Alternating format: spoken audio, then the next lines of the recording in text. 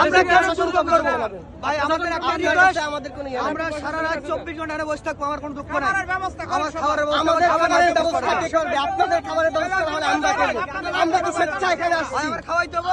আপনি রাষ্ট্রের নাগরিক, আমি রাষ্ট্রের নাগরিক। আপনি ভোগান্তির শিকার হইতেছেন 1 ঘন্টা, আমি হইতেছি 1.5 বছর ধরে। আপনি সকাল থেকে 3 বার যাইতেছেন, আমরা খাইতেছেন, কফি খাইতেছেন।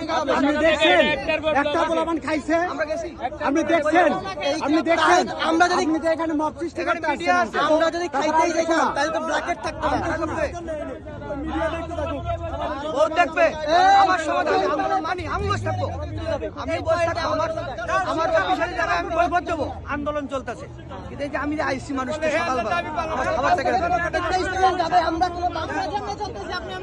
আমার কাজকর্ম বন্ধ করে দিয়েছেন আপনি, আমরা ফেরত পাঠিয়ে দেন ভাই। আপনি হাজার যে কোনো একটা, যে কোনো একটা যমুনা ঘেরাও করেন।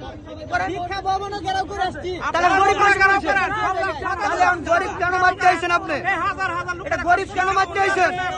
হ্যাঁ, আমরা পেটের দায়ে করেছি।